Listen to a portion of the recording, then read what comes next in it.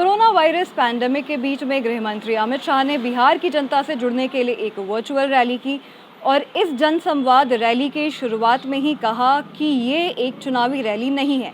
लेकिन वहीं पे गृह मंत्री ने ये भी कहा कि जल्दी ही होने वाले विधानसभा चुनाव में उन्हें पूरा विश्वास है कि भारतीय जनता पार्टी और जनता दल यूनाइटेड का गठबंधन एक बार फिर से जीत कर आएगा। वहीं पे विपक्ष पे निशाना भी साधा और राष्ट्रीय जनता दल की तरफ इशारा करते हुए कहा कि लालटेन का युग जा चुका है। राष्ट्रीय जनता दल के नेता मनोज झा ने राज्य भर में भारतीय जनता पार्टी द्वारा बड़ी संख्या में लगाए गए एलईडी स्क्रीन्स के ऊपर सवाल उठाया।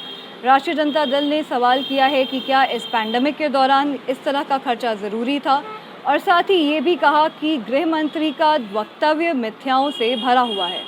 देखिए, देश के गृह मंत्री जी ने पहले तो कहा था चुनावी, आज कह रहे हैं चुनावी रैली नहीं है, लेकिन बहुत सारी बातें उन्होंने वहां कही हैं जो अर्ध सत्य या असत्य है कंप्लीटली। आज पसीने की याद आ रही है, बिहार के श्रमिकों की इस पसीने की गंध आ रही है।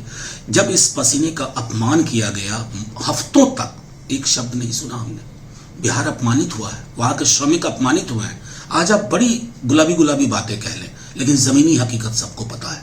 और हाँ, क्या खोखले शब्द जिस प्रकार के आपने उपयोग किए, क्या इससे तय हो जाएगा कि भरे गोदामों से खाली पेट तक अनाज की यात्रा सुनिश्चित हो जाए, या फिर कोई एक नया जुमला आएगा? और मैं इतना ही आग्रह कर सकता हूं माननीय अमित शाह जी से, आपने कहा लालटेन युग खत्म हो गया। लालटेन रोशनी का एक ऐसा सुराग है ना जिसपे व्यक्ति का नियंत्रण होता है। बिजली और लाइट के इसको प्रतीक की तरह देखिए। लालटेन युग कभी खत्म नहीं होगा, दिया युग कभी खत्म नहीं होगा।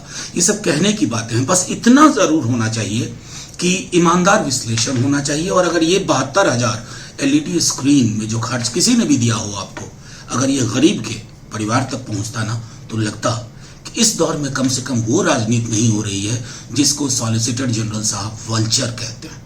गृह मंत्री ने अपने भाषण में ट्रिपल तलाक बिल के बारे में भी बात की, सिटीजनशिप अमेंडमेंट एक्ट की भी बात की, उज्ज्वला जैसी सरकारी योजनाओं का भी जिक्र आया और राम मनोहर लोहिया और जॉर्ज फर्नांडिस जैसे बिहार के नेताओं को भी याद किया।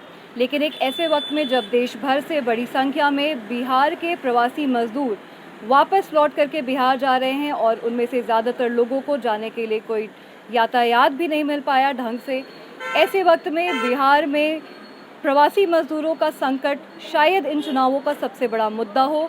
आने वाले दिनों में जैसे जैसे चुनाव पास आते हैं, राजनीतिक दल इस विषय को किस तरह से उठाते हैं और क्या प्रवासी मजदूर इन चुनावों में मुख्य मुद्दा बन पाएंगे, ये देखना बाकी है।